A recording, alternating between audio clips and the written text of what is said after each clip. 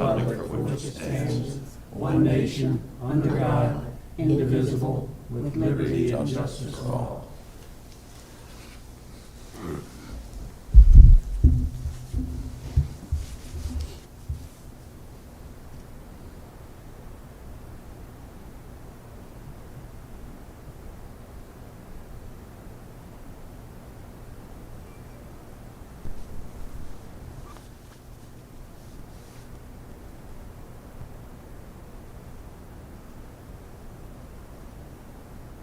Thank you.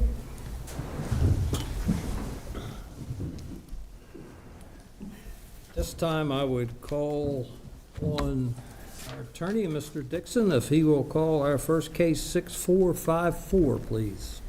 All right, case 6454, in the matter of a Class C beer, wine, and liquor license issued to Leland S. Schneider, Glenn L. Hallman, and Linda G. Hallman for the use of Oakmount Green, Inc., trading as Oakmount Green Golf Course, 2290 Gulfview Lane, Hampstead, Maryland, 21074.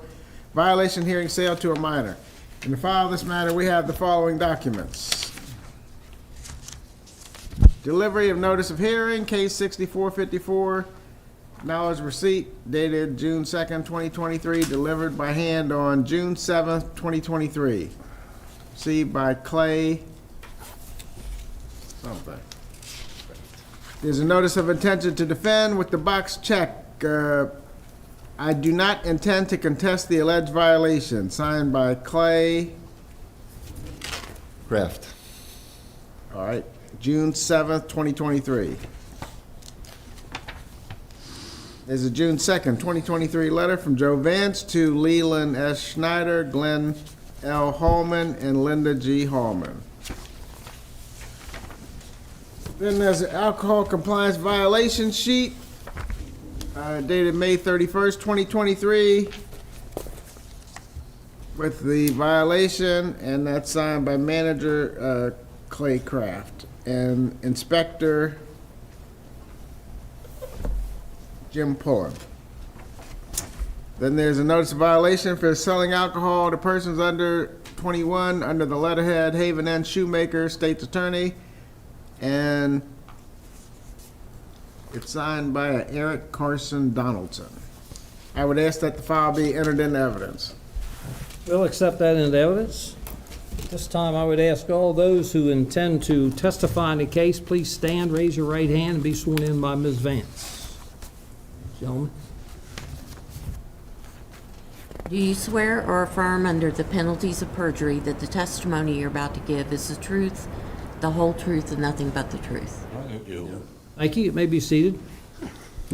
I would ask that before, excuse me, you offer testimony, whoever it might be, please state your full name and address. It can be business or residence, either one, and spell your name for the record, please.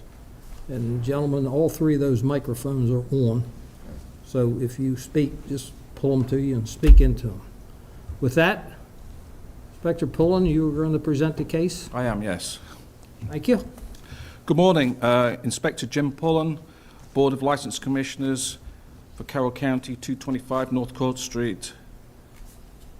Centre Street, Westminster, Maryland. The case is on Tuesday, the 31st of May, 2023, at approximately 2:50 p.m. I sent an underage volunteer who was aged 16 years of age into the Oakmont Green Golf Course with the intention of purchasing an alcoholic beverage. The volunteer seated herself at the bar and was served with a can of lemonade smash, which is an alcoholic beverage. Upon my arrival into the bar area, I spoke to the server, Mr. Eric Donaldson, who stated he did not ask for ID, though he is not alcohol service trained, and he did know it was a criminal offence to serve a minor. Mr. Donaldson seemed very upset of this occurrence. I then spoke to the manager, Mr. Clay Kraft, when he returned to the bar area. He said he'd been serving there all day and had just stepped out for approximately 10 minutes to take receipt of some new golf carts. So That was why the offence occurred, apparently. I would like to make a motion to submit 3 photographs for the record, please. I have shown them to Mr. Kraft and Snyder. Please, we'll accept them.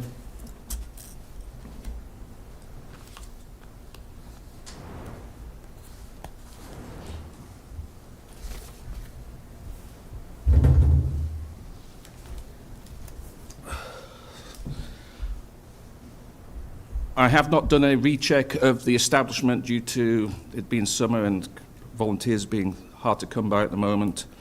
All the above occurred in Hampstead in Carroll County, Maryland. And from our previous records, this is the first underage violation since 2015, and prior to that they had one in 2003, and that'll be all at this time.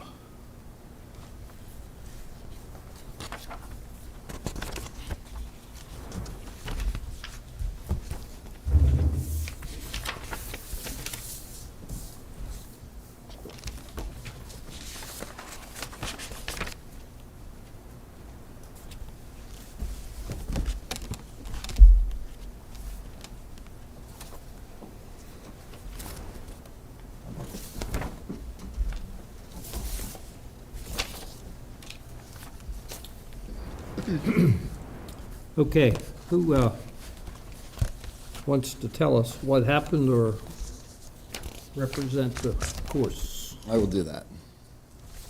So, as Mr. Pullen has, State your name and yes, address, sir. please. My name is Clay Craft, C-L-A-Y-C-R-A-F-T. I am the general manager at Oakmont Green. I'm also the food and beverage bar manager. It is my responsibility to not only train, but to supervise the employees that are behind the bar.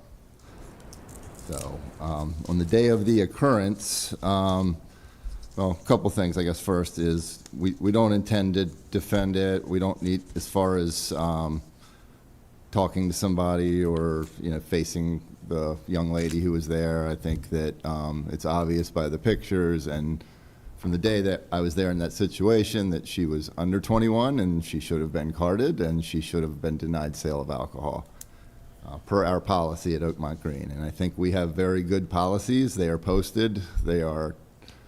We have employee meetings where we discuss this. I have agendas here where I can show you that I do talk about that on every meeting. I meet every Monday with staff. We talk about this. So really, we have good policies. I think in the past, we have denied sales to cadets that have come through. We've been pretty good at that. I think as far as an organization, that should never happen. And as me as a manager, I don't like to ever see this happen. There's no point and purpose for our business to serve anyone under 21. It is just bad business. So I do have a copy here of our policies that are posted.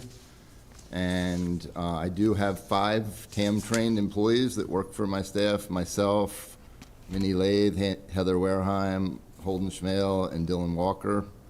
So I think we've definitely trained staff. We can show that we've trained staff to do this.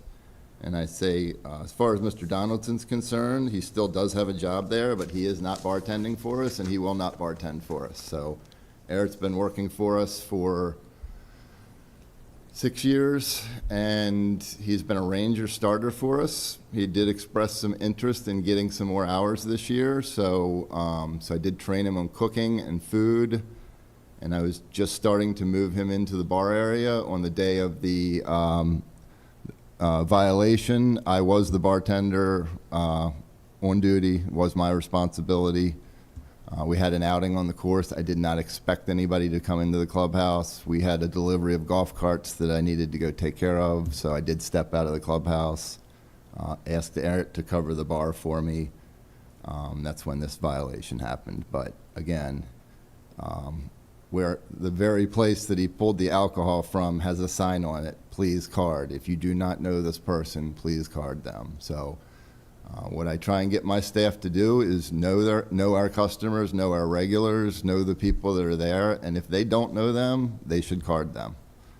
And that's the best way to get to know somebody and to get into a conversation with them about golf or whatever it may be. But that is what I encourage my staff to do. So I do have training materials. I do have some other things here, alcohol policies. We'll take it up. Yep.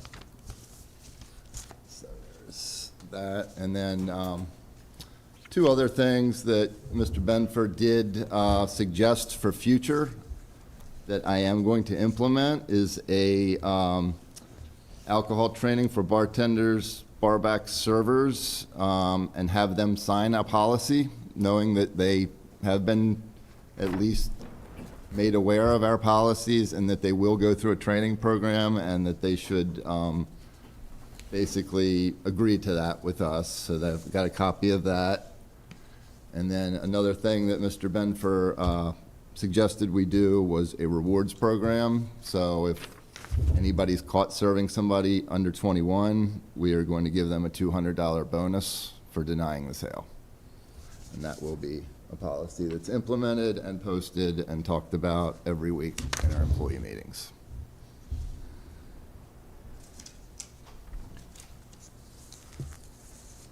Any questions? How many employees do you have altogether? So I have a total at Oakmont Green of 42 employees. And how many of them will have the opportunity to serve? I would say total of 8. Okay. And that includes the 5 that are Yes, that yes, are ma'am. certified? Yes, And do you have a vertical ID policy? we do, yes. And is it posted? It is, yes, and Oh, one of it's the in this sheets- packet, okay. Yeah, that is one of the sheets. That is in 2 places where our employees sign in and on top of our beer coolers. Do you have which is a confusing thing to me, a minimum age policy, like, oh, this guy looks 40, so we're going to card them, so. That has not been our policy, Okay. and the reason it is not is my policy has always been if I want our employees to get to know the people playing there as a golfer. I mean, it's not a membership course, but the people playing are regular, and we know a lot of them. So what my policy is if you do not know them, they should be carded. Okay, so kind of a card all if you don't Card know all. the person. Yes. Okay. And it's a good way to start conversations and get to know people and ask them if they're interested in, starting tabs. So that it's just a good way in for our bartenders. That's what I encourage is ask them who they are, card them, and that gives you a lot of information on them. Did you guys send anybody to the alcohol seminar we had in early June? We did not. I bring in Martin Bonura for ID training, and that's going to be a yearly occurrence with all of my staff. So you do bring him, or you're going to? No, bring him? he was in last year. He trained my entire staff, whoever was active in there, and he will be coming back again this year. And who is he?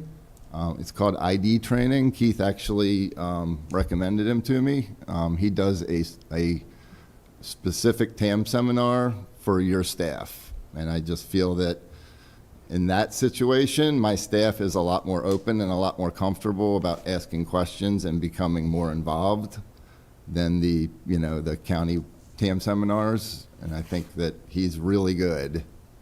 And it's just a one-on-one with my staff. And it's been a really good for them and good for me. You said Martin Benur. Did you mean Martin Johnson? Or Martin Johnson, yes, I'm sorry. ID I training. know both of them. Yeah, no, you're right. I was getting him confused with one of my golf tournaments, but so Martin Johnson for ID Training LLC, and that is one of on our TAM certificates, you will see that listed.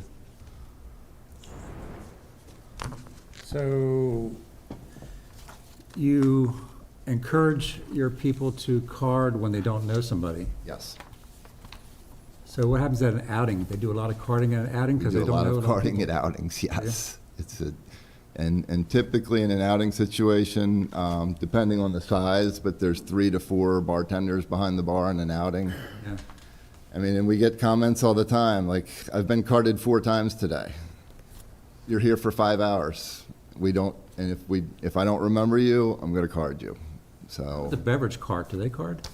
Beverage carts card, yes. They are my people, and they are trained, and they do card.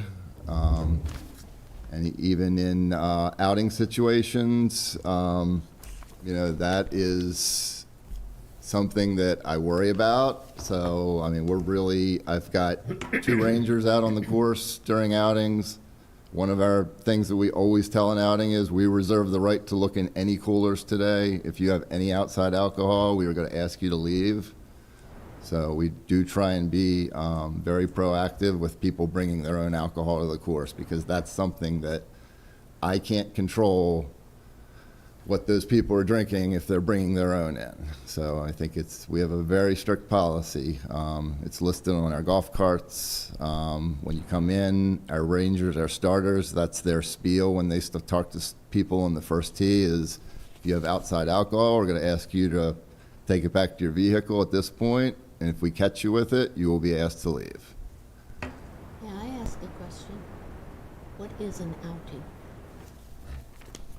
An outing is a you get-together of what we would consider a minimum of 32 people, and everybody tees off at the same time. And then typically it's for a corporate fundraiser, or it could be also a company outing, it could be a family reunion, but it is a group of people that tee off at the same time. Thank you. Now, since she mentioned that, how many rounds are played a year at Oakmont? Last year, we did 27,000. So in essence, you're talking 100,000 people. Well, I think it's hard to quantify that just because some people might play 50 times a year. I mean, so every one of those rounds is counted. So I would say a unique 50,000 people would probably be a more accurate number. My point, okay, Yes, sir. is technically, there could be that many people, whether it's 2 or 3 times or 5 times, or your leagues that you have and so on and so forth. So what I'm getting at is possibly there's 100,000 times to serve somebody alcohol. That is correct. Was this Mr. Donaldson's first time serving? It was his second time behind the bar. And was he the only other employee there to, my point being, until someone is more familiar with it and/or alcohol management trained, Yes. although you do bring in Marty, so there's that, it may be a different choice in the Yes. future.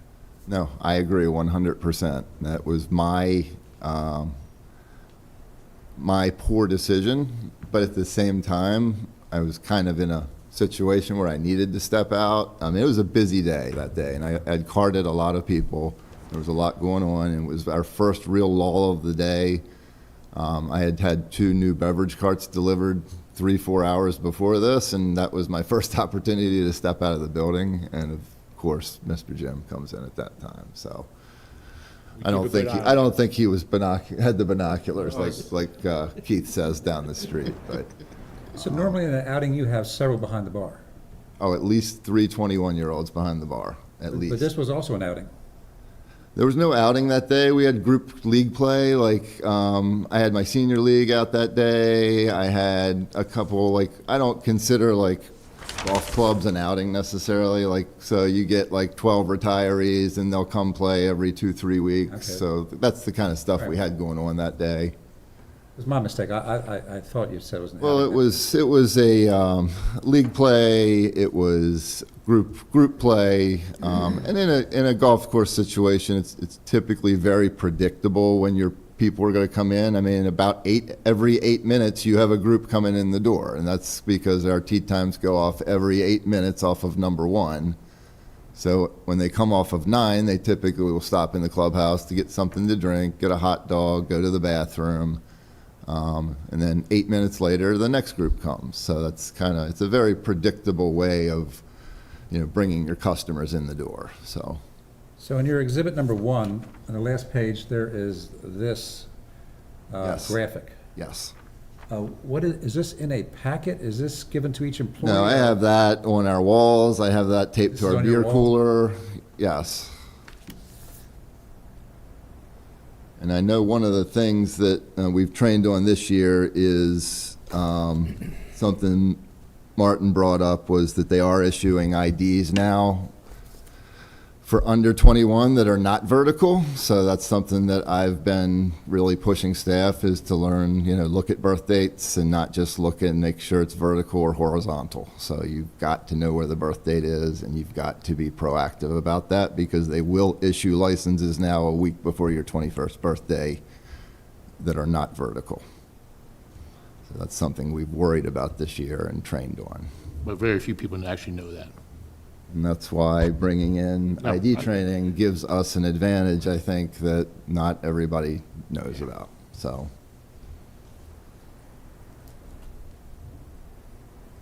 Because it takes a while, because you can't get a license, it has to be sent to you in the mail. You don't pick up your license the day you turn 20. That is correct. So they're saying, So your policy is to card customers that you do not know. Yes.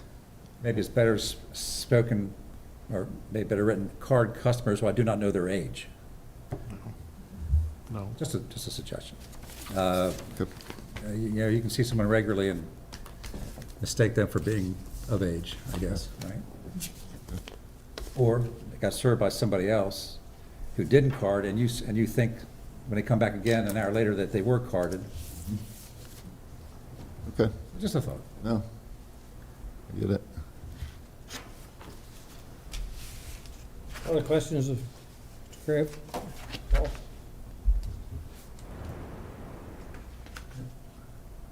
Anything else you'd like to tell us? I would just say that I think I have a really good staff.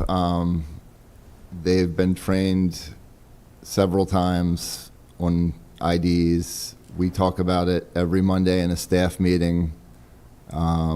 We do try and be proactive. I think as far as what I put Eric in a bad position and I put ourselves in a bad position, and I'm 50 years old and I'm still learning lessons in life. So, but I am a very proactive manager. I am an on-premise manager who is involved in everything. So I have a really good relationship with staff. They're really good. I have good confidence in my staff.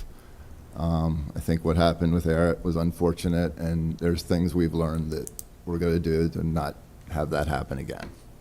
Sorry, I did have a question, if you don't mind. Did he say why he didn't card her?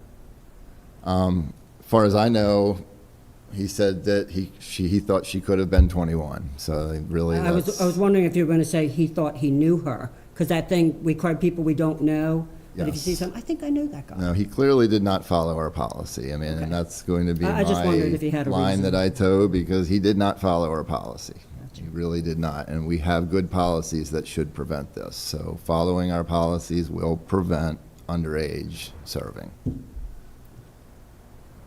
Any other questions? Either you other gentleman, Mr. Snyder, or the other gentleman, you want to say anything?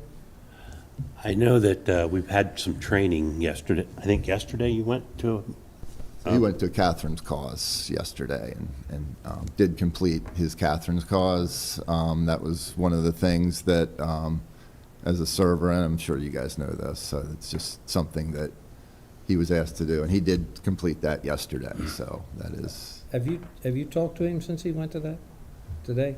yeah, we talked this I morning, talked to him, yes. What do you say about it?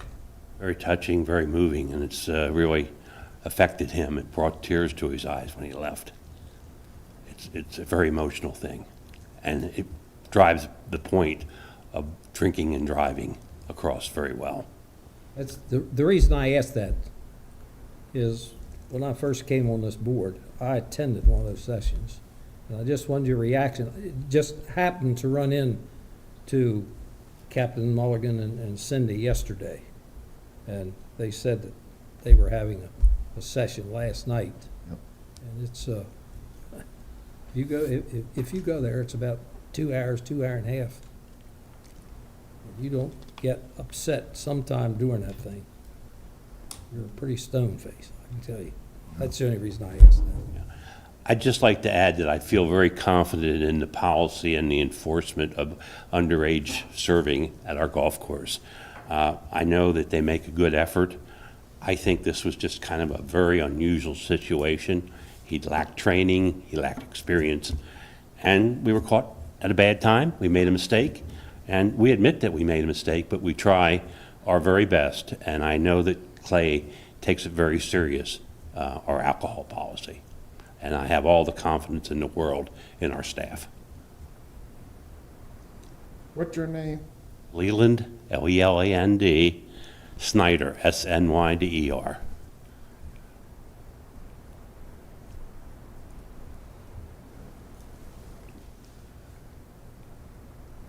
If there are no other questions, testimony is now closed, and we will have final summation and remarks. Mr.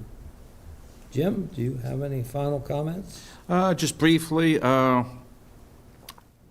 was the first time I'd used this volunteer, and I said, she came directly from school, and I said, let's go to the golf club because you won't get served in there. I just want to show you, go through the process, they're very tight, and you're not going to get served. And this seems to be a thing which I jinx myself every time, because every time I say that to someone, we always get an alcohol violation. So I'm not going to use that term anymore, but I was very surprised it happened.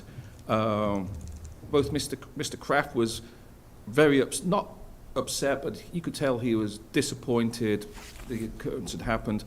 Mr. Donaldson, you could tell he was upset. He's a former member of the U.S. Marine Corps, and you could tell it's like, I'm being in the military, he felt like he sort of like failed. So yeah, I think the message was delivered on that day, and that's all I've got to say. If you, excuse me, you want to make any final comments? No, I think I've said everything. I have a good staff, and it was an unfortunate situation. We are going to put more policies in place to prevent it. I think the bonus programs, the staff knowing about that, is definitely going to put it in their head. And it's going to be something that I continuously talk about. I mean, every day I remind my staff to card people. So I will not relax policies going forward. That's all I can say. But thank you for listening to us today. Excuse me. Thank you very much. Before we deliberate on the conditions of the sale, I'd just like to say I haven't played golf for 6 or 7 years, but I used to play 3-4 times a week. And any time that I ever had the occasion to play, whether it was a outing or, as Mr. Rolfe mentioned, 15 or 20 guys playing over there, the facilities and the reception that management has always presented, and this, I'm going back years, ever since Mr. Snyder first started the golf course, which now you know how old I am. No teenager, I guarantee you, that they've always been very professional. So with that said, we'll close testimony and deliberate the case. Commissioners? It's very obvious to me that Mr. Kraft is extremely dedicated to the facility. Just looking at your pictures, I got to commend you for hanging a picture of a vertical license, because it's amazing to me sometimes when we ask the people in front of us about vertical license, like they act like they've never seen one, so they don't know what it means. So that is great in my book. It's obvious that you've tried everything you can do. It was an unfortunate circumstance. It's commendable that moving forward you've already put policies in place that will hopefully further impose in people's minds that, we are not going to serve a minor. So like I said, I just want to give you kudos for running the establishment the way you do. Well, the policies that you had in place are good, better than a lot of licensees. It seems that your training is generally good. Having Martin Johnson come in is always a good thing for a licensee, I think. I think he does a very good job of training your employees and licensees if they're there. And I'm glad you now have an incentive program. It may have been something that was suggested by Marty Johnson or not, I don't know, but it's, $200 is a good incentive. So, do you want to? The testimony was that I made that suggestion to him. He did. I know, I said, I'm glad that he's doing it. But you think you gave it to Marty Johnson and made the suggestion?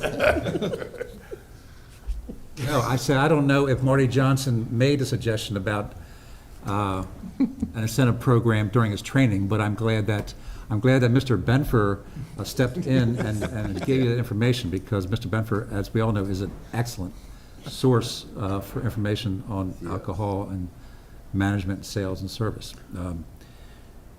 I'm glad you have the incentive program at any rate. And I think you have a good staff. I agree with you. And I agree with your closing, frankly. I agree with everything you said. And I know Oakmont Green, I actually know Oakmont Green is a very well-run golf club. Having said that, we do have a violation here, and it's a failure on part of the licensee. Now, there have been some in the past, but not the recent past. 2015 is generally outside the window that we look at to determine whether there's been a repeat violation. So this falls outside of that. All your past violations are of age, I guess you can say.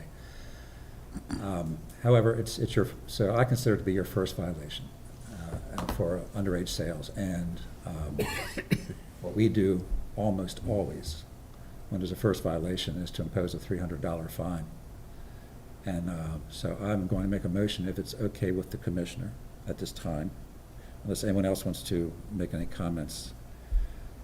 I'm fine. Motion would be in order. I would make a motion that the licensee is found culpable in this case 6454, and that a fine of $300 be assessed. Motion's been properly made, and is there a second? Second motion. Motion's been properly made and seconded. Is there any, excuse me, any further discussion on the motion? Hearing none, all those in favor signify by saying aye. Aye. Opposed, no. So ordered. Gentlemen, the commission finds you culpable and assesses a $300 fine, which you will have 30 days upon official notice from our office to satisfy the fine. Any questions? No questions. Thank you. Thank you very much. We wish you the best and continued success. And 1 out of 100,000 is not too bad, in my opinion. Thank you. Thank you for your time, and we appreciate what you're doing for us. And it's good to hear that we're running our business the way it should be run. Thank you for the comments that you guys made. That's what we strive. We strive to help the community and be a good citizen of And Hampstead. one thing, if you can par 8 and 9, damn if you ain't hitting it good. So, thank you. Thank you, gentlemen. Good luck. You didn't have any damage from water. That's right. You see me in the You suit. didn't have any water damage in the last No, we're good. thunderstorms or anything? We're good. Good. We need, well, it's been wet. Yeah, yeah. Thanks, gentlemen, ma'am. Good to see you again. You take care. Nice meeting you. It's not, take care. Yeah. I think. Take care, everybody. Thank you. Keep your head down. Give your ID tags to the bail upstairs. Okay, thank you. Let's get one, hey, gentlemen, Hey, Clay, let's get one thing straight before you all leave. Yes. Benfer may have suggested to you the incentive, but Benfer got the incentive from Johnson originally. Just want to clarify that. I'll ask Marty when I see him. Well, I'm sure he'll tell you. Thank you all. Thank you. see ya. Okay, at 10:45, it's only 25 or 26 of, so Yes, 10:35. we'll take a 10-minute recess.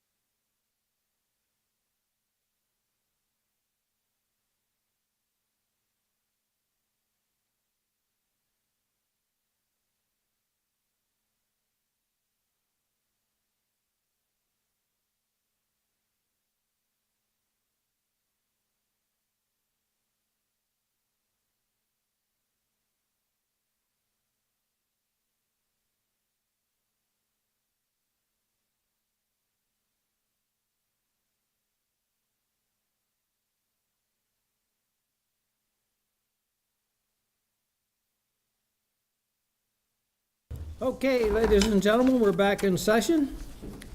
Our next item on a schedule is bylaws changes. I think basically all we have to do is approve the change in the date of the last edition. Is that correct, Mr. Attorney? Yes, that's correct. I was going to make a motion to approve it. I assume we need a motion to approve. Go right ahead. I move that we approve that change that was just discussed in our bylaws. I second that motion. The motion is properly moved and seconded that we approve the bylaws change as presented. Any further discussion? Hearing none. All those in favor signify by saying aye. Opposed, no. Aye. So ordered. Okay. That's the scheduled agenda. Now we'll move into the business. First item is approval of the minutes from June the 14th. What did I see that said April?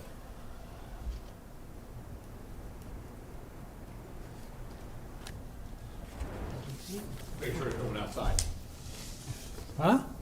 Make sure the crowd is controlled outside. We don't want them to miss that last vote. Okay. Any additions or corrections to the minutes as mailed? No. They stand approved as read. Well, how did we get this on two schedules? However, the next item we just voted on. Yeah. Request from Keith Watson of 7556 Main Street to have outdoor seating with pictures. Is that in Is Sykesville? Yes, Main Street, Sykesville. Yeah. Where, Right when, across- and what? Right across from UW Beck's. They want two tops along the front of the building. There's, They've got pictures of the tables that they, Does they say when, or they want it all the time? They have four tops, two tops. they say when, or it's No, just for summer? just, I mean, I would think it'd just be for summertime, and there's no cover, there's no, just some seating on outside the sidewalk. Does this say a rope? Yes. So they're gonna put a rope on the outside of the tables?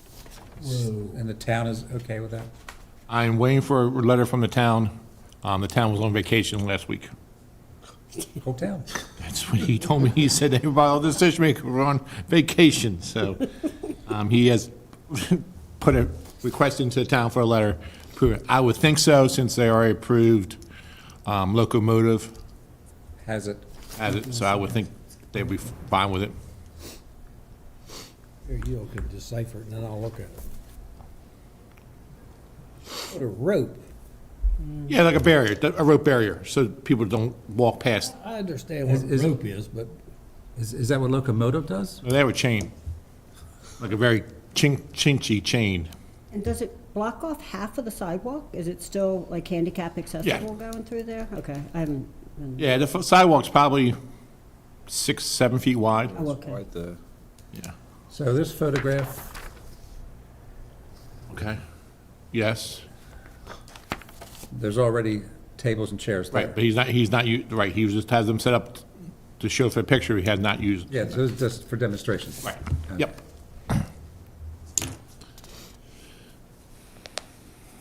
Oh, okay. sure we don't want to have drive-up?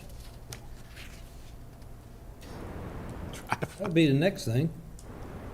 Somebody will want I've actually had someone call me about doing a drive-through beer. Somebody will place. have drive-up.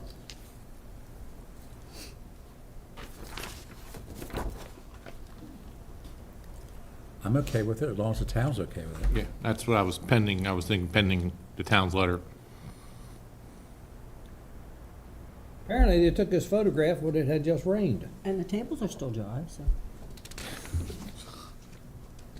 Yeah, well, I walked out of Sergio's the other day. Stayed next to the building and I was dry, but it was raining. Apparently it was raining here when they took these. What's it, doesn't it? At least it's a pretty straight line. I've heard good things about the, this restaurant. It's a very small Sufficient restaurant, relief, you think it'd be I like think. these? And inside is very Especially for small. police. I've heard that the food is pretty good. Is that the guy who had the one 50 down people. in, no, that's something else, what it was like, blue. You got a liquor license? I've actually never been in there, I just see it, it's like, it's like a I've really never narrow, have either, I it's just, very narrow. They're beer, wine, liquor, so, yeah. yeah, they gotta have, well, it could still be small, because Yeah, great together. well, it'd be too crowded for me. 4585 Beblin Road, near Brother's house. Okay, so we have no objections other than we need authorization from the town. The town approves it, okay? Okay.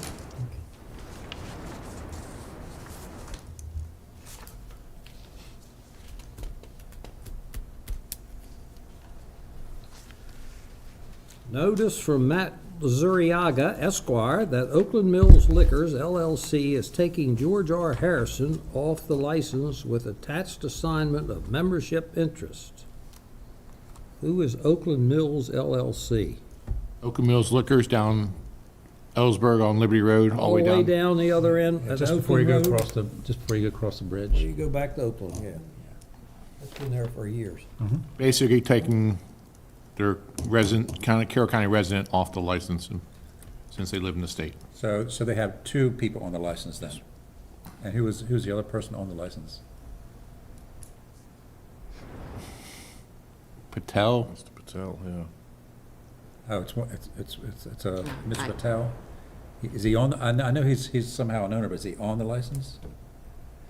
I believe so. I I think so too, but We don't have, we don't. yeah, I don't have, without my document in front of me, I'm, but there are two, basically they're taking off the, it should say on, it should be the name, because they talk about 100% interest to so-and-so? Oh, yeah, yes, Patel, the entirety of his right, title, and interest in, well, it doesn't say that he's on the license, it just says that they're switching it over to him. I'll let George read it. So I guess we're okay with it as long as there's another human being. Yeah, on the license. there's, Probably is, but you would think that it would be put out in the letter. well,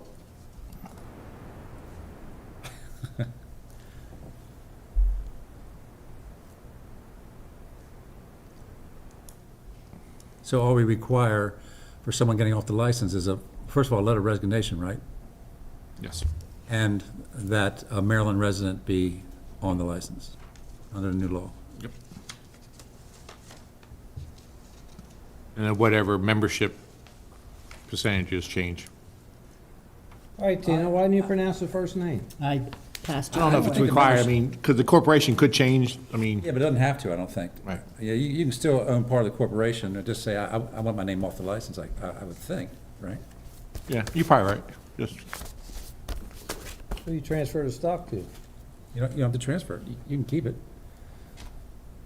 As long as the guy who's on the license owns 10%, right? Or $5,000. I'm just agitating. Oh, okay. You'll just double check and make sure there is another name So, on the yeah, license. there was, Jim, if you sell your 10%, how can you keep the shares? You done sold them. That's right, you couldn't.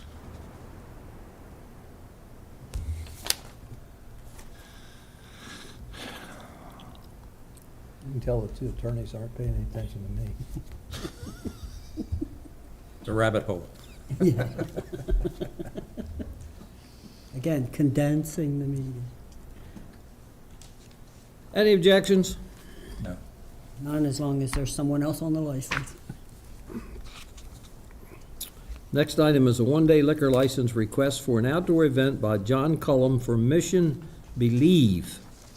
Hold a fundraiser at 4585 Babylon Road, Tawnytown, Maryland, August the 19th. What is Mission Believe? they benefit the police officers, the very retired. last page kind of explains. Bring awareness to and raise money for a nonprofit organization that helps veterans and first responders suffering through PTSD through therapeutic apiary activities. Since we have two law enforcement ex-officers in here, do either one of you Beekeeping. belong to that? No, Yeah. never heard of it.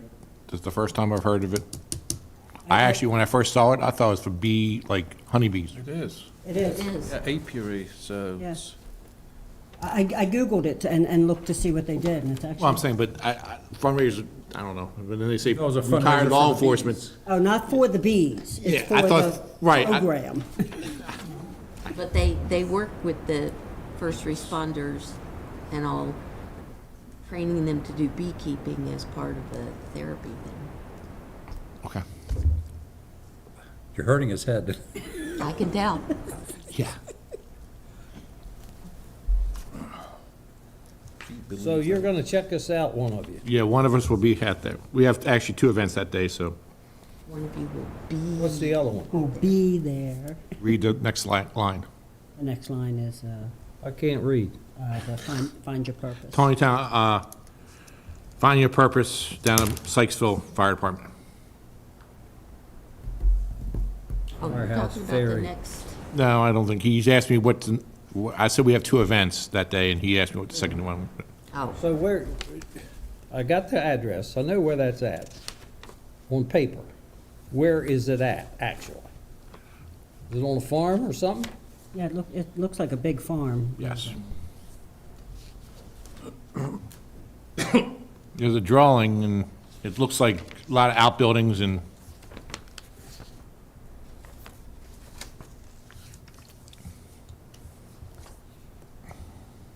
are there any in-buildings? So this is the initial request, right? You've never had, Right, we never had this one before. have you talked to these people about? Actually, I've not alcohol talked to service? these people, but I will be there before they set up, and You never filled a figure out. I saw that. So we don't have any information about alcohol management? yes, it should be the narrative in there. Oh, okay. So that's the only thing they show is like their farm.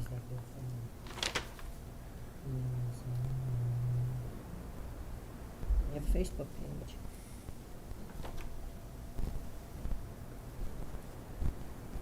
It's actually mentioned. Deer head deer. I would go move to the left or right. Go the other way. There's a road. Isn't there a road? It's on the road. It might be these buildings here. Yeah, it's got to be somewhere around here, I imagine. Yeah. No, that's abandoned. Nope, not that building. That's on the construction.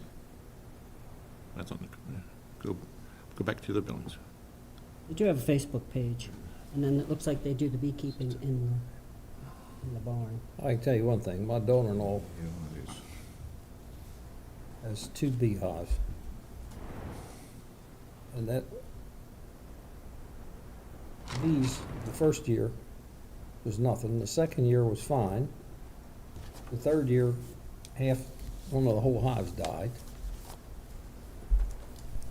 And last year, both of them died.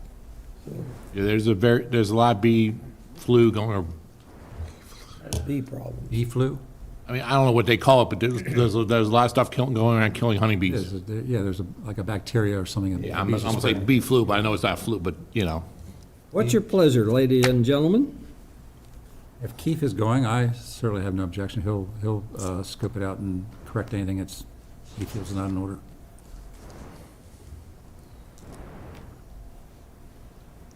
Okay, do you have any objections? No, there's a description of the event on their Facebook page. Okay, then the next one is a similar thing, one-day liquor license request for an outdoor event by Billy Williams for Find Your Purposes, Inc. for a Firehouse Ferry at Sykesville Freedom Fire Department on August the 19th. Sykesville Freedom Fire Department. What is that? So that's on the carnival grounds? Yes, on the corner ground behind the fire department. How do you pronounce F-A-I-R-E, Keith? Fair? Okay. Is that the British version? that's like old The English. uneducated version? Let me have a look. it's like I don't think over- uneducated, shut up. It's like old English. I said uneducated old people. Old, O-L-D-E, What I and pronounced it. shop, S-H-O-P-P-E. That's an English traditional. Again, a new event. I've been talking to the lady about it.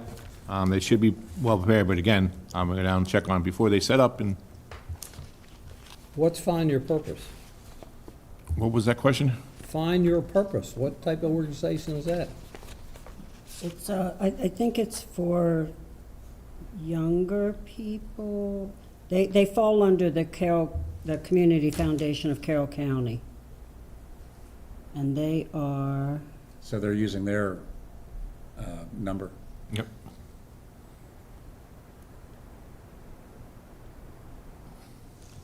aspires to elevate and empower individuals of all ages through mentorship.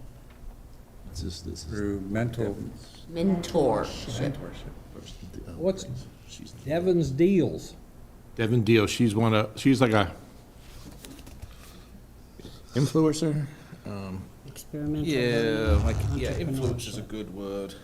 She tries to promote Ellsberg businesses. She helps small businesses do different things.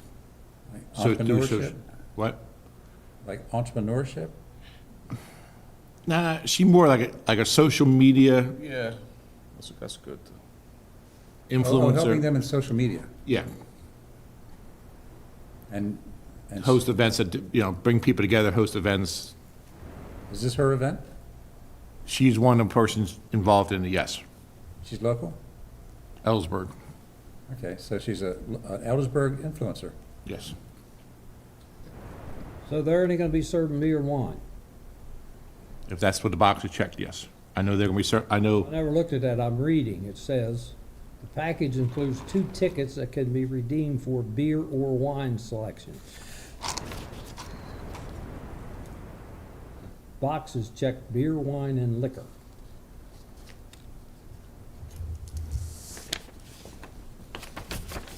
Check, Yeah.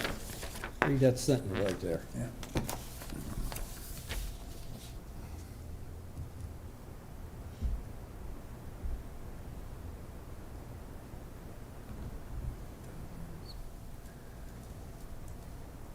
I'll look into it.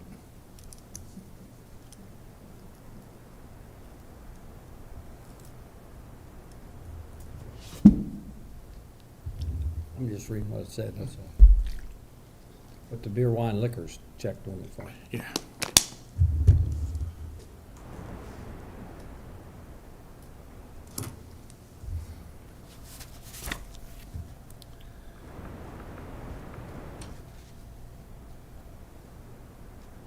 Is Billy Williams a man or a woman? Don't know. Man, Devin Deal's a woman?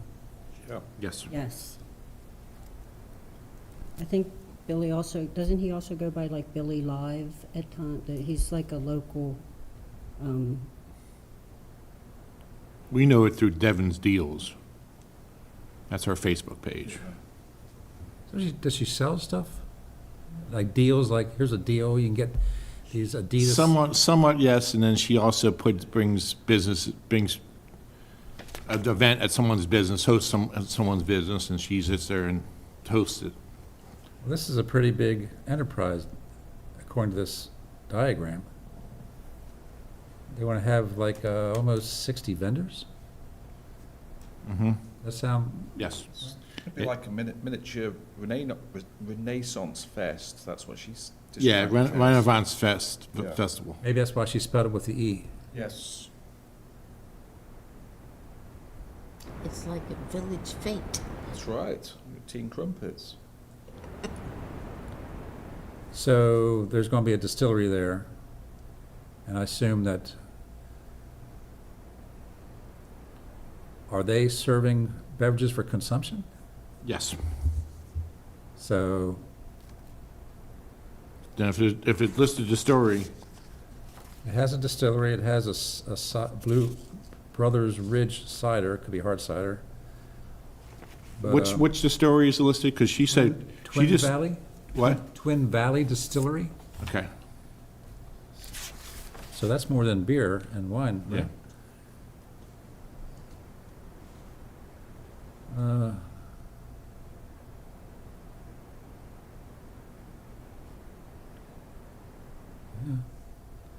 2 tickets can be redeemed for beer or wine selections.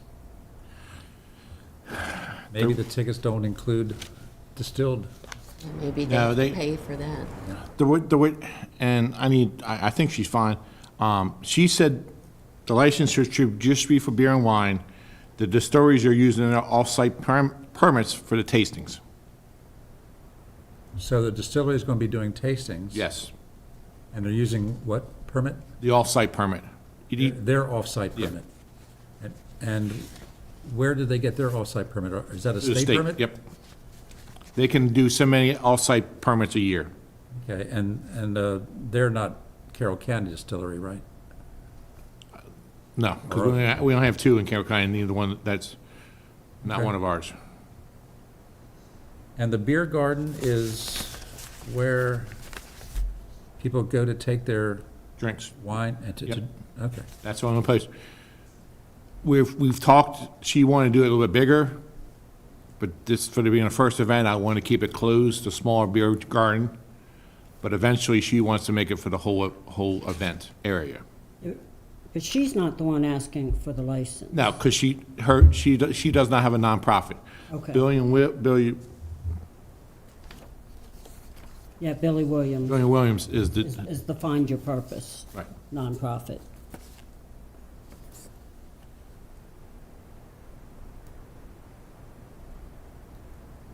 But define your purposes under the umbrella. Right. I looked that up yesterday when I saw the business agenda, because I knew you would ask, so I found out. Good thinking, thank you.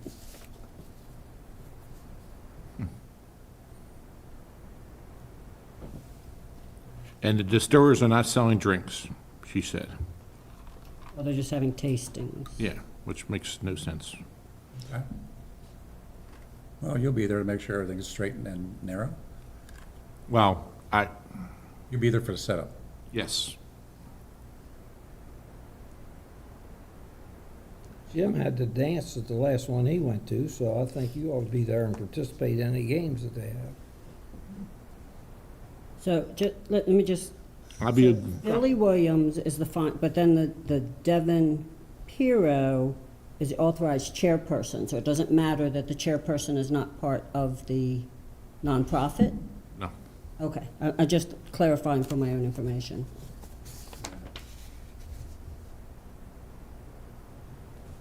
Although often the chair is the one who applies on behalf of the nonprofit.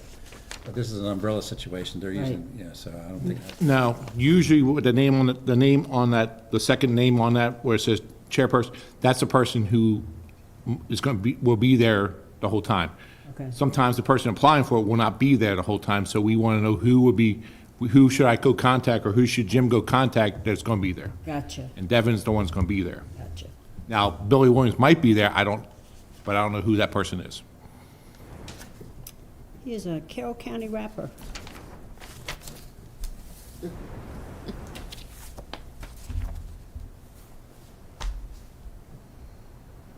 So is it an okay? yes. I mean, I have no objection if Keith is going to show up in the beginning and scope it out.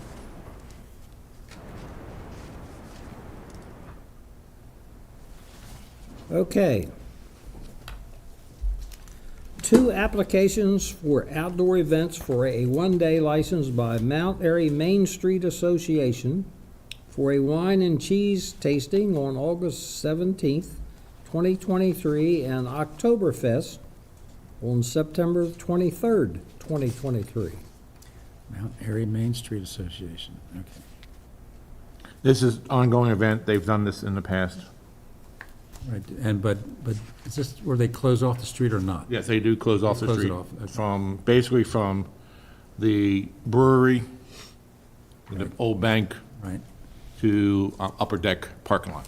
okay, so, yeah, And then that railroad parking area. yeah. That last one didn't have payment attached, but you have that, right?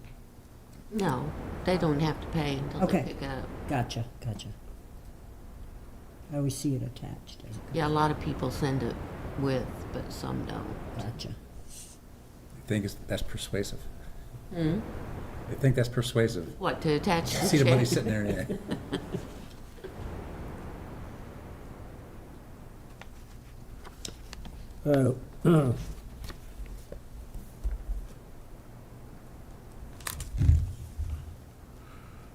There's another request attached to this. It should be two. It should be one for the wine and cheese tasting and one for Oktoberfest. There's a letter here from Superfoods Cafe and Market. Oh, superfood, yeah, They want to be able to participate for their patrons, to go Correct. freely with open containers. we should be receiving basically letters from all the restaurants in that area, in that footprint that want to allow people to come and go from their establishments with alcohol. Or sell alcohol from their establishment out on the, Isn't that how it went last year? Yeah. We approved the event, and then individual parties, you're going to see. Proximity came in and- If you notice, that letter's going to be pretty similar from all of them. There's one from Crying Johnny's, Liquidity Ale Works, they might all be here. Last time I talked to her, she was still waiting for a couple more. But you will have them all. So at this time, we're not considering the letters, or are we? I mean, I didn't realize they were in the packet. Yeah, last time, I think the letters came after we approved the event, and then we addressed each letter as it came. Yeah, I mean, either way you can do it. We can resubmit next, because we still have time, next board meeting. Well, the next meeting is pretty crowded docket, right? Right. But yes. Well, there's different ones, they're probably all here, but Liquidity Ale Works is in both of them. But here, there's the Upper Deck.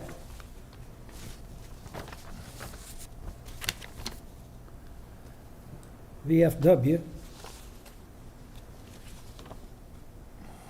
Renzo Wood Fired Cafe. Superfood is in both of them. Not Crazy Johnny's. Crying Johnny's. Crying Johnny's. And that's the only alcohol.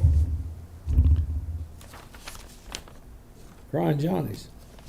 That sounds like all of them then.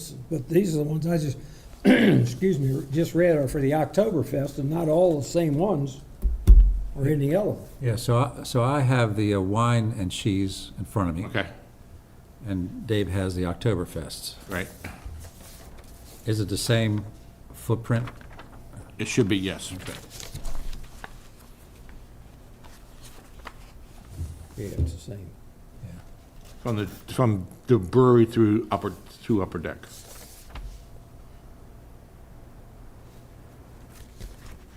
Well, we've got these letters, they're dated June the 2nd, Yes, I mean, I from these establishments, at least that one is, Upper Deck, June the 2nd, And these are July 7th. June 2nd, June 2nd, June 2nd. Hell, they're all June 2nd for the Oktoberfest. So why wouldn't we, and there's one, Crying Johnny's, July the 7th. I think you probably can approve them. I didn't realize they were in the packet at the time. Okay. When I talked to her, she was still waiting for letters, all the letters come in. Well, all these it's a form letter. Correct. It's, What I have here, and this letter all refers to the Oktoberfest. And they're all dated June, except one, that's dated July 7th. Right. So why could we not approve them or disapprove them? Because they're addressed Carroll County Government Board of License Commissioners. So why can't we approve them or disapprove them? I think you can. Usually, in the past, we've done it separately, but I didn't realize they were in the packet to list them on here. I mean, basically, you would have seen the one-day application, then you would have seen these 5 listed on the business Right, meeting. and the application, What do you do with the paper? What the hell do I do with it?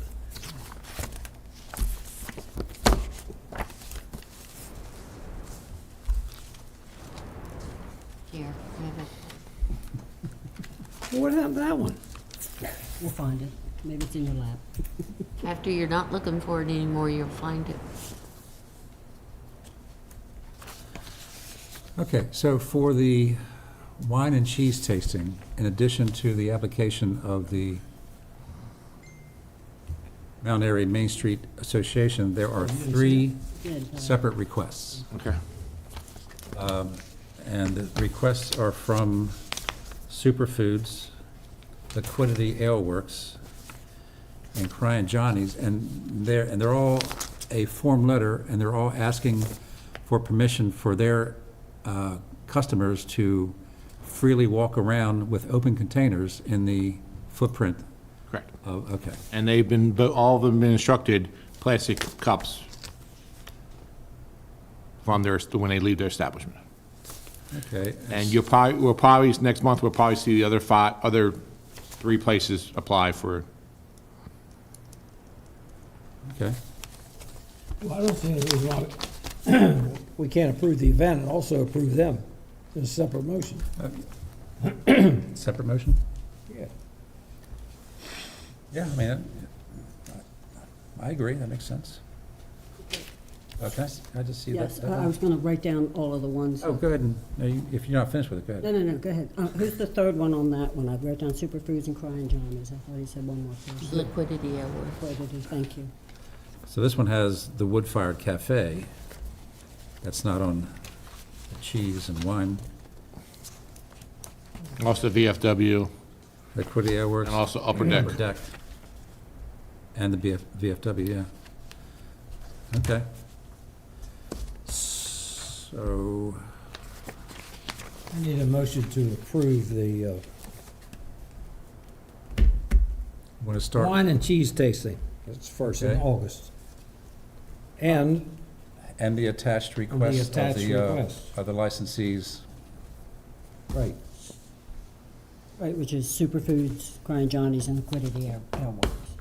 Okay, well, I will make a motion to approve the request of Mount Airy Main Street Association for the one-day liquor license event for a wine and cheese tasting on August 17th, 2023, along with the requests of the 3 licensees, which are Superfoods, Superfoods, Crying Johnny's, and Ryan Johnny's, and Liquidity Ale Works. Liquidity Ale. They're allowed to participate. Their customers can walk the footprint that's approved with open containers. I second that motion. Motion's been properly made and seconded that we approve the application for the cheese testing and so forth. Any further discussion on the motion? Hearing none, all those in favor signify by saying aye. Opposed, no. So ordered. Here's this for, if you make this motion, Tina. I'm going to do it. You do it. Go ahead, you do it. So I'm going to make a motion to approve the Oktoberfest for the Mount Airy Main Street Association one-day liquor license for September 23rd, 2023, and to include permission for the attached licensees to go free for the event, for their customers to go freely with open containers, and that is Liquidity Ale Works, the Upper Deck Sports Bar and Grill, CW4, VFW, Lorenzo Wood-Fired Cafe, Superfood Cafe, and Market. I second, And Crying Johnny's, I'm sorry, they were at the end. I second that motion. Motion's been made and properly seconded that we approve the application and individual business owners to participate in Mount Airy's Oktoberfest on September 23rd. All those in favor, if there is no further discussion, all those in favor signify by saying aye. Aye. Opposed, no. So ordered.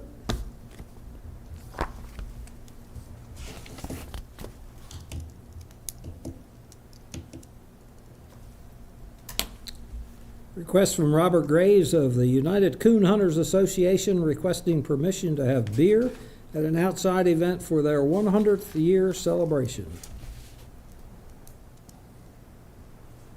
It's just an email. So it's not a one-day application? No, they have a beer license, Oh.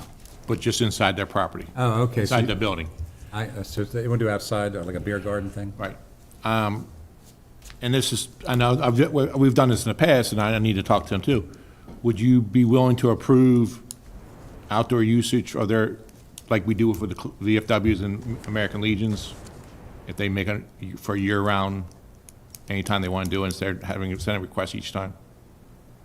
What exactly is the organization? It's on Coon Club Road. I know, but United Coon Hunters, Coon Club, they hike, is it a social fraternal organization, or are they actually out killing animals? It was originally set up to be a raccoon hunters association, but now it's mainly country sports, and they do a lot of training down there for like hunter safety and shooting, and they have trap shoots. Don't they have like equestrian stuff there too? No, That's not. no, it's somebody else? purely like Used to have good dances. So they beer and wine, or beer, wine, and liquor? beer. Just beer, just beer. beer. So That's they're, what they're asking for here, just beer, but I'm asking what is their They license? just have a beer. Just they have beer. a beer license. So they're asking for just beer outside. Are they just beer or are they beer wine? We need to bring I think they're beer wine, because North Carroll Rod and Gun, I think, is beer beer, only. yeah, they're beer wine. Yeah. But I just said beer. But I was just thinking, we've approved in the past clubs, an outside area, and we approved that, so we don't have to keep on doing it each So time. just expand the footprint of the license, is what you're saying. But I have not talked to them about it, but just, So they have done this in the past, yes. and they will do it They in the usually future. have outdoor bands sometimes, and then, Bands and Uh, Why don't you suggest that to them and give us a, yes, no, it would be, yeah, it would be a drawing and everything, okay.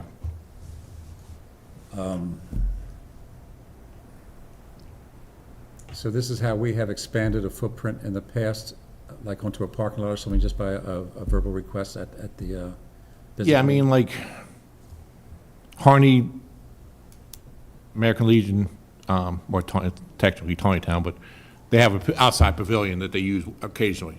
We have proved, you guys have approved that in the past, that they can use year-round. Oh, no, I'm not talking about that. I'm talking about this. This is just a one-time event. But I'm just thinking, it'd be nicer to approve it down the road. And I agree with you, but I'm just Okay, sorry. asking a question about the process.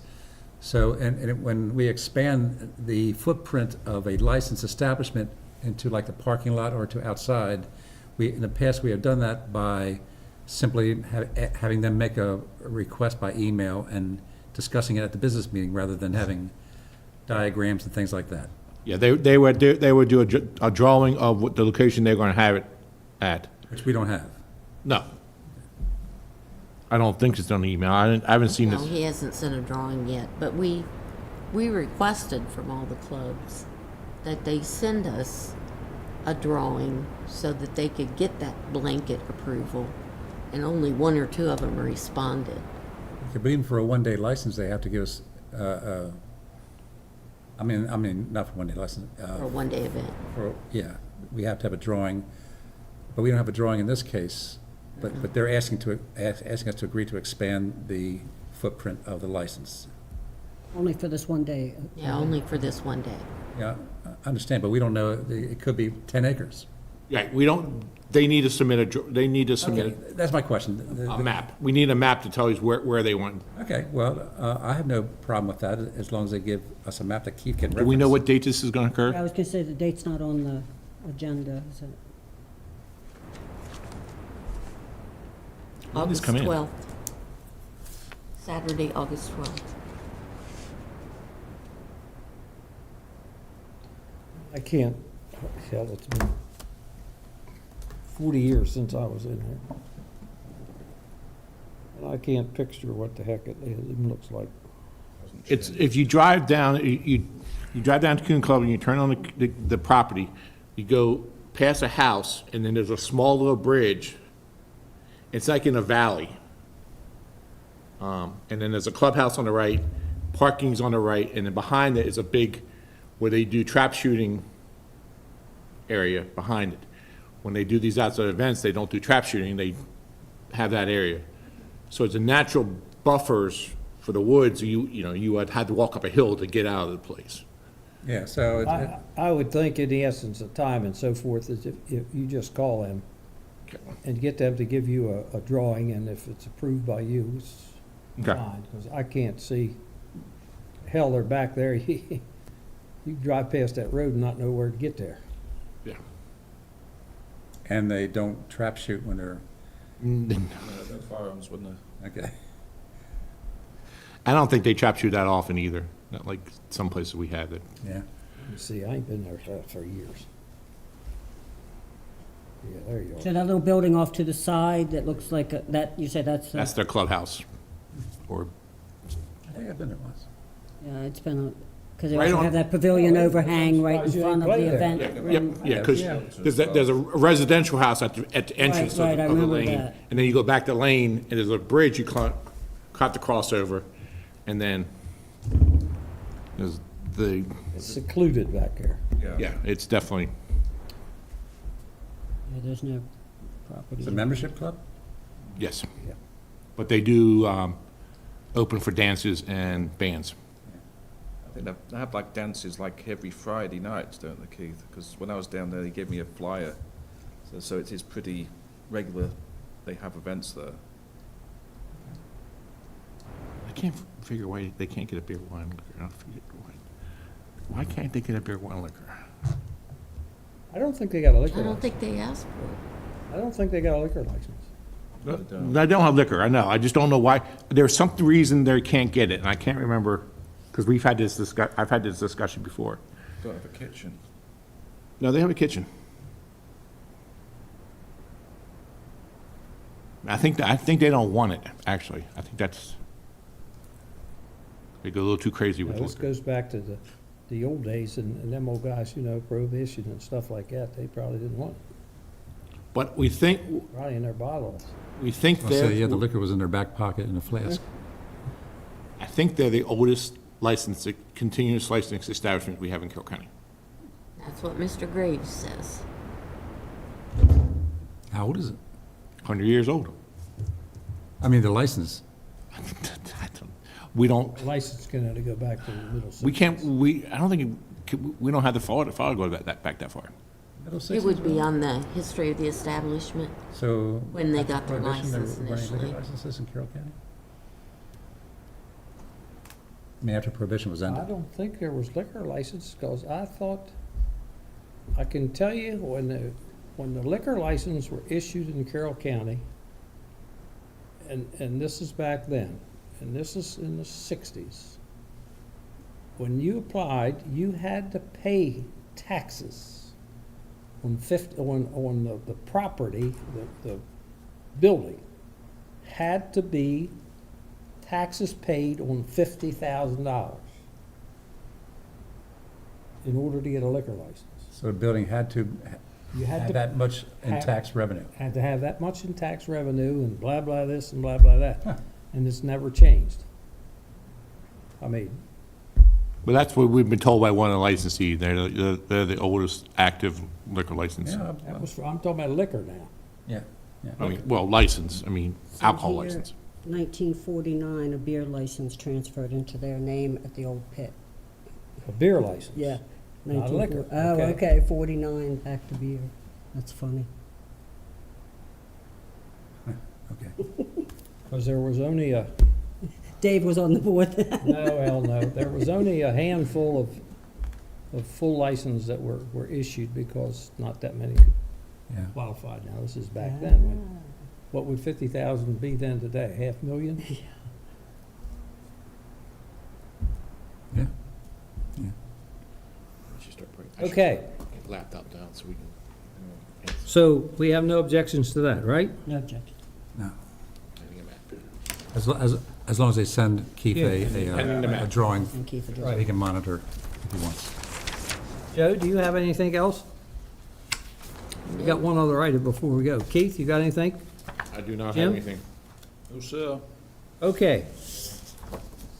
I've talked in the past, and some of you agree with me, that, and we've discussed it, and Keith and I have discussed it several times, that in order to have a license, the law now says that one person has to be alcohol trained. I think there should be somebody on the premises when it's open for alcohol sales to have a person who is certified to be trained. And George, let me defer to you and tell us what we have here and what your research showed. Well, I handed out packets to the commissioners and to Keith, and he's going to make a copy for our attorney. Oh, thank you. These are just copies of the state statute. The first page is the state statute which governs licensee conduct regarding alcohol awareness program. And unless a jurisdiction, a county has a specific section in their law different than this, every county will default to this. And the state law says that a holder of any alcoholic beverage license or employee designated by the holder shall complete training in an approved alcohol awareness program. So Carroll County defaults to the state law on that issue, whether our licensees need alcohol management training. And so our licensees only need to have somebody, either the licensee is trained or someone they designate is trained. It's bare bones. In the past, the chairman has brought up, and others have brought up, that it might be a better policy for public safety to have someone on the premises of an establishment that's selling alcoholic beverages to have them alcohol management trained on the premise at all times. And I looked at other jurisdictions, and I found, I think, 10 other counties that do require the presence of someone who is alcohol management trained at the licensee's premises at all times. At least one, either the licensee or a designated employee, or some counties require a designated supervisory employee, so the supervisor. And some counties require more than that. Some counties allow an absence for a family emergency of 2 hours, but that absence has to be documented. So in those counties, the licensed establishment has to have someone on premises who is trained, but they can be absent for 2 hours due to certain emergencies, but it has to be documented. And in other counties, they have penalties for violating those county statutes. So we have discussed going to our delegation in the past and asking them maybe to request a statute that we approve of in that regard, having or requiring our licensees to have someone on premises who is trained at all times. And these are various counties. There are different approaches, and it's a little packet of the Alcoholic Beverage Code.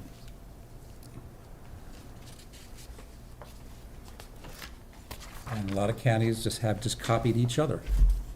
There's several counties that just have the exact same language in their state alcoholic beverage section. And some have more detailed requirements. But I think they all have penalties for non-compliance. So I just passed it out for the commission to read and see what other counties are doing.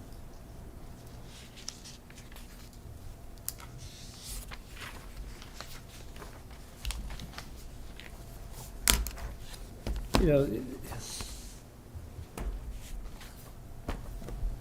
the state law now just requires somebody, as you just pointed out, and so on and so forth, to have it. Well, let's use the applicant we had in here this morning. They have, I think he said, 4 or 5 other people beside the manager. Well, the manager was here.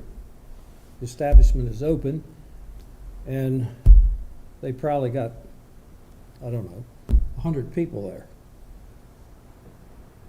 Somebody should be on duty who is certified in alcohol awareness. somebody ought to be there to answer questions. His question, as I asked Keith, the bartender asked me that she was presented with a phone ID, and she didn't accept it. Well, that phone ID, as I understand it, is okay for TSA if you want to fly somewhere.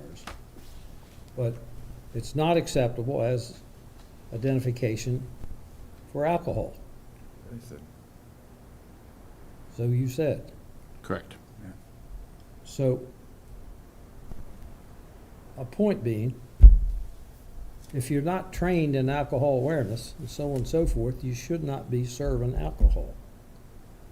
And there's too many, I'm sure, with the training that those two have been doing, there's a lot more certified now than it was in the past. And since Carroll County has their own approved training program now, we can't really use the excuse that it's not convenient to go somewhere else to get the training, or the cost is prohibitive, or they can't find one somewhere else when we have it here. And I think it's too many, too many situations come in here, and you've all heard me talk. I just can't believe somebody will look at a vertical license and go ahead and serve them.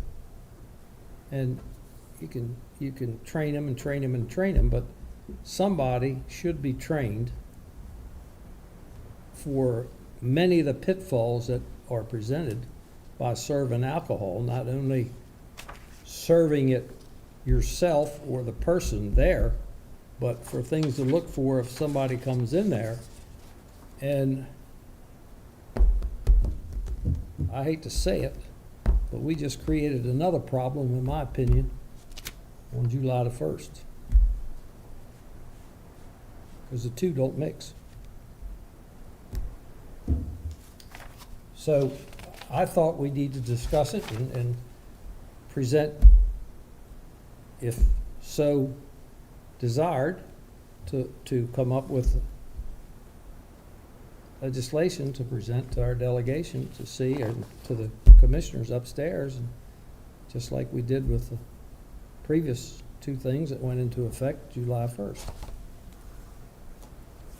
The question was asked, Keith asked the question, if you remember, at the seminar, and only one person popped up, and they don't even have a license yet, so. Am I correct?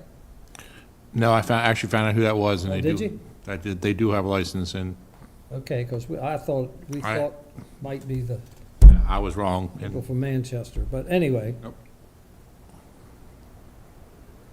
Now, I did add one thing in here in this packet that I thought was interesting.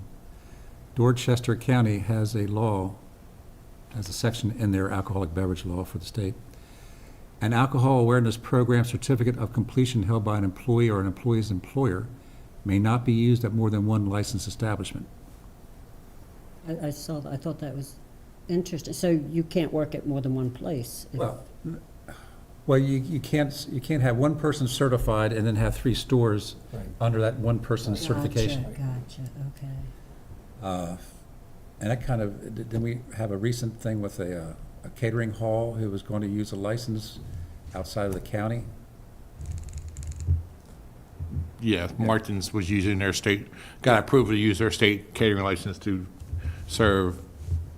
stay open in Yeah, Westminster. so this is kind of analogous, but this is regarding to alcohol management training. I don't want to be the opposite and say what Tina was saying. If I got certified, and I got 3 different bartending jobs, I have to get certified 3 different times? No. I just want to make sure that. Yeah, I might have Yeah. misread it, yeah, that's, because that's how I read it. That's how I read it too, like Yes. Tina read it, and I'm, Held by an What- employee what- may not be used. What at he more- means is, okay, you can have 3 licenses now, okay? right, That guy in Hampstead was just in here, yeah. owns a liquor Antonio, store. Antonio, No, Eric. oh, Eric, If Okay. he's certified, okay, at whatever his liquor store's name, Right. he can't use that certificate, he can't be this person that's certified on Cantina or whatever it is. right. Okay? Yeah, someone what else you has, mean. yeah, Somebody someone else else has has to be to be- certified for that establishment. So each establishment, Right, should, a certified person, You can't have one, Well, he has to be at two places at once, because if we change the law, right now he can be, because there's no restrictions on that. Eric can be right now, as the law, state laws. Well, he's not the licensee on the game. But he works there. Give an example, because, you know. Right. But he works there, so yeah, he could, as of right now, he can do that. If we do change our state law, you're right, it should be, he had to have someone separate. because the whole purpose of this is to have someone on premises, if there's a question by another employee saying, I'm not sure if I can accept this or I can do this, at least there's someone on premises they can turn to and get an answer who theoretically has been trained, and hopefully by you guys.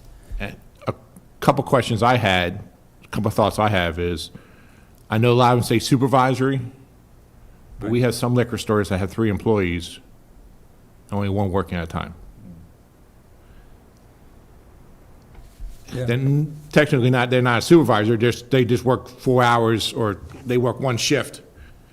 So we would have to have some kind, I personally think we should need some kind of, if they're working by themselves, are they considered? They're the supervisor. Okay. I guess every store needs a supervisor, right? Yeah, I mean, that would be, the thought, that's the only thing because J&G Liquors has 3 employees.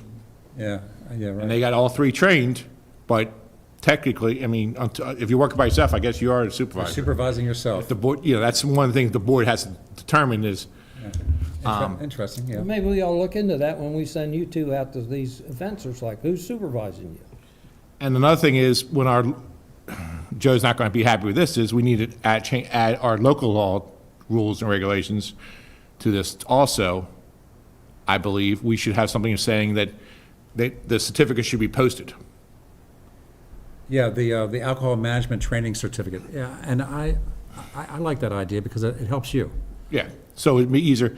And then we could get into, with our local law, we could get into, can they be missing 2 hours? Yeah, and some counties Allow that. deal with that, Right, and that's, and some counties don't. I think with our county, I think we're small enough that if I get there and no one's there, I can come back in 50, where's the person who's supposed to be here? And who's the alcohol management person, where is he at? They went to lunch. All right, I'll be back in 20 minutes when they're for lunch. We're small enough that we can do that kind of stuff. I don't think we need to have a time period set, we're both smart enough to say, he got caught away, his wife's had an accident. That makes sense. Yeah, so, for instance, there are several counties that do this. This is a typical statute in several counties. This is Caroline County. The individual certified by an approved alcohol awareness program may be absent from the licensed premises for an emergency if the absence lasts for not more than 2 hours, and the board shall require the license holder to keep a logbook on the licensed premises that documents each temporary absence. Now, that's, I don't- that's one of the more, I want to say onerous, more burdensome of these laws that I saw. I understand why they do that. It's a bigger count. I just don't think we need to do that. I think, Caroline County is kind of, I mean, but I think both Jim and I are smart enough to say, yeah. if it's why is he missing? Did he run out to get lunch, or did his wife have an accident? We understand that's emergency. I just think we're asking them to do a lot of keeping track of stuff, and I don't mind relying on your discretion, either one of you. I think that, I don't think we need that wording in ours, Okay. but again, I'll rely on the board, that's my opinion. Jim, you have any thoughts? We already recommend they have that shift changeover book, so if you mandate, you've got to make a note of it, they could just write it in that shift book. The bar book, yes, they could do it that way too. Okay. But we can't be as stringent as to say, if you're serving, you must be certified. We can. See, that's what, when you started in the beginning, that's kind of what, That's I heard the from chairman him. has proposed in the past, and I didn't find any other county doing that. anybody else doing that. Because say, a small Frederick says establishment. 50% of them have to be. Frederick County says 50%. Yeah, so, yes, we're talking about that.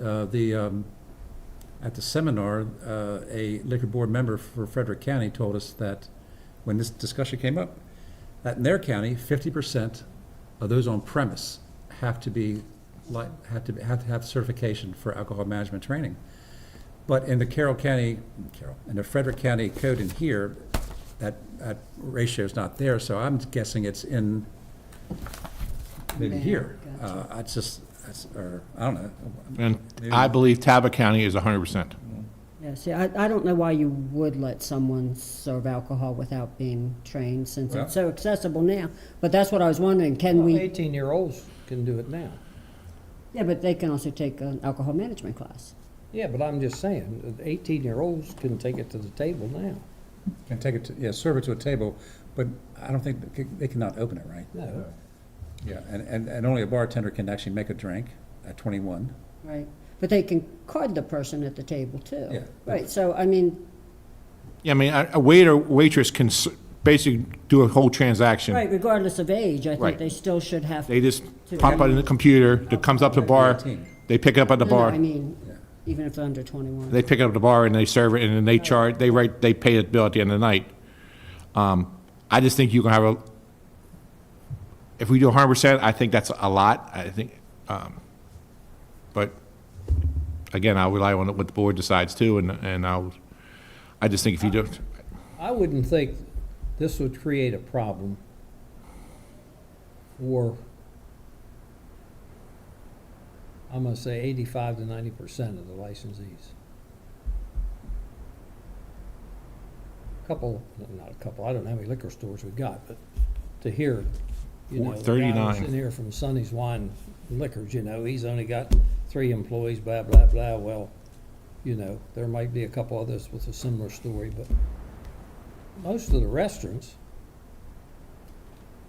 has got, you know, right now, who was in here not too long ago with the thing, and the person that was certified was the cook, was doing the Yeah. cooking. Right. yeah, that was, That's what again Caroline triggered this Cantina, yeah. conversation. Canteen, yeah, you know, I mean, you- Yeah. Right. But I agree, I think your smaller liquor stores might have a hard time with it, especially if the one employee only works 4 hours a week or something. I think if we do 100%. But I don't- I again, would- they're I gonna have to, you know, I wouldn't necessarily be in favor of 100%. I just think somebody ought to be there correct. I serving alcohol or selling alcohol. Somebody ought to be certified while that place is open. And if they work 4-hour shifts, tough. Get both of the guys working the 4-hour shift certified. Well, again, like at County Line, it was the cook. So he wasn't serving, but he was there. correct. But So I guess, that's a perfect example. The poor lady who had no training whatsoever and not even waitressing and so on and so forth. Here's a guy supposed to know about the laws and so forth. He's in the kitchen. He don't even know who's out there. But I just think somebody should be certified that's open when they're open for alcohol sales. And I agree, especially now that it's easier. Carroll County has made it easier for that to happen. And there was a time recently where it was kind of difficult for licensees to get everyone that they wanted to have certified. But now, we have an excellent program that's readily available to anyone who wants to take advantage of it. Since we started in January, we've had probably 12 classes, and we've done 180. Yeah, that's, you know, Now, that's success. a small amount has been outside the county, but there, people that go outside the county get certified also. Yeah. So what do we do from here? Put together something or study these things and come back? Because if we want this introduced, what they always say, the commissioners want it in August. Well, they're not going to get it in August, but ASAP is, if that's what we want to do. Well, I get, Tim draft something. well, but there's so many choices here. Tim doesn't know what our choices are. I just looked, Caroline County's here right now, but as George, as you pointed out, a lot of these counties pretty much say the same thing with one or two specific items covered in the counties, but it's pretty much, it's very simple. You know, it's only 3 sentences, basically. So, just, as we're just tossing ideas around, Anne Arundel County. I looked at that, I thought, okay, the license holder or an individual designated by the license holder who is employed in a supervisory capacity shall be certified and present at all times. And then first offense, $100, subsequent $500. So that's pretty bare bones, but that's requiring a supervisor. Right.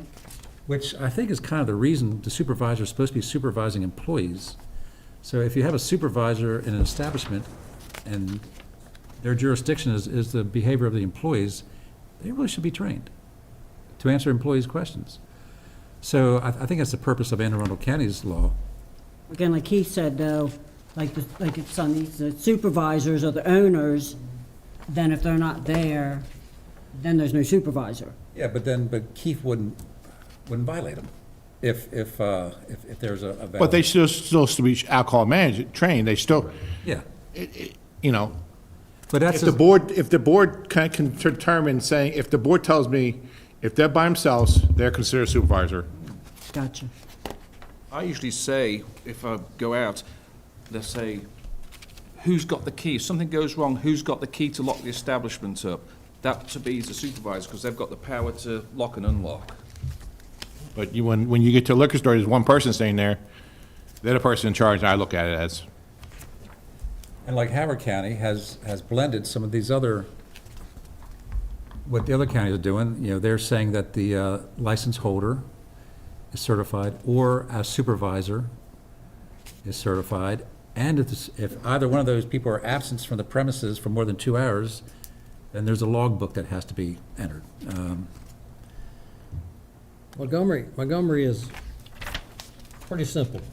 A license holder or an individual designated by the license holder who is employed in a supervisory capacity shall be, 1, certified by an approved alcohol awareness program, and 2, present on the licensed premises during the hours in which alcoholic beverages may be sold.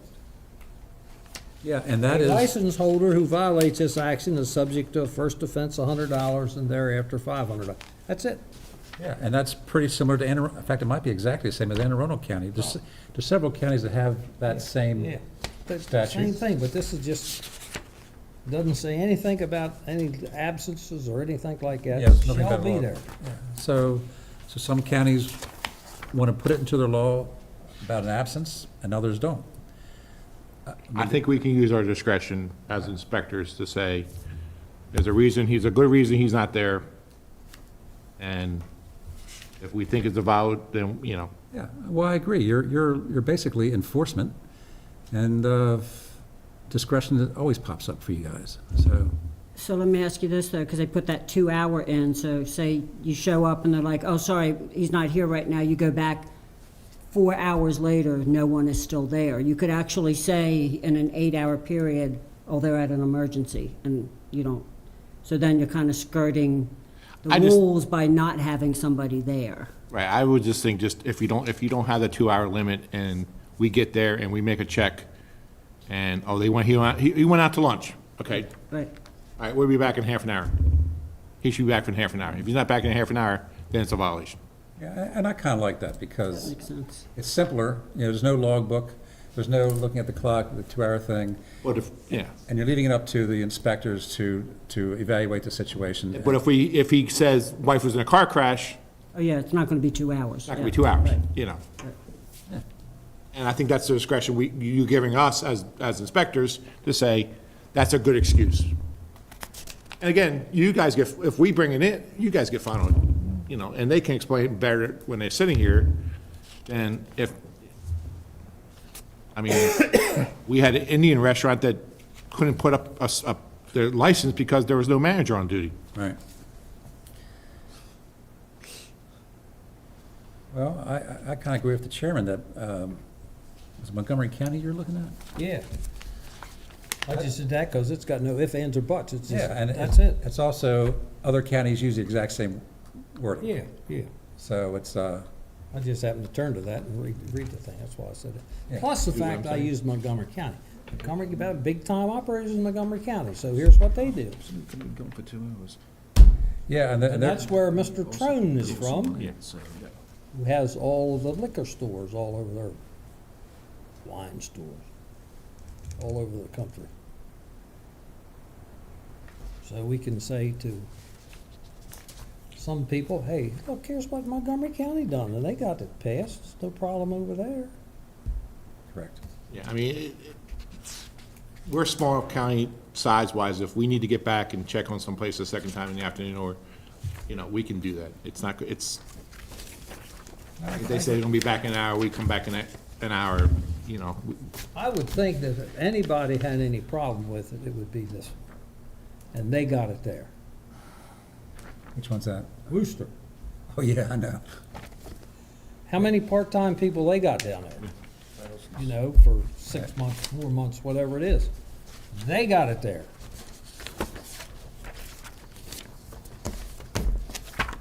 Anyway, that's my 2 cents.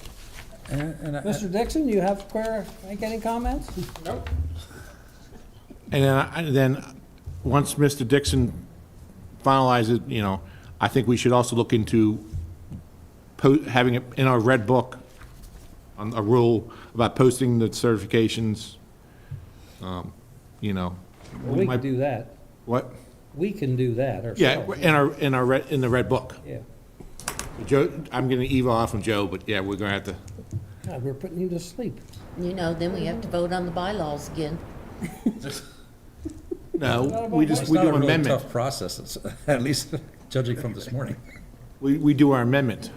Well, we can do the bylaws the same time we do the book, too. Joe, Joe, we're gonna add it to the book. No, I said Joe's gonna give you All right, adding to the book. so- I knew, The consensus is that we will ask Mr. Dixon to draw up something for the next meeting? Based on Montgomery County? I would say so. There are several counties that have the exact same thing, and, You may have when you peruse all these. Yeah, if you things find here, something you think is you might better, tell find us. something in there, well, Okay. let us know. It really We'll is, have to- We'll have to have a public hearing, right? it's actually the simplest language is Montgomery County. Yeah, that's why I and picked Rundle, it out. yeah. we have to have a public hearing, we have to go to the commissioners, then you have to go to the state delegation, and then it gets approved, and then July 1st, 2024. Okay, well, we've been talking about it for years, I don't think so. since I've been here. Yeah, The we've been chairman's talking about it for a been long time. talking about But it. now, so I gave you, we have a reason why now, since we're doing the training, Yeah, Exactly. yeah, because that was always, Yeah. oh, we can't get them trained, we couldn't get in this, they're not having a class for 6 months, blah, blah, this, blah, blah, that. All right, anything else? All right, before we make a major decision, if there's nothing else to be brought before this body, we are adjourned until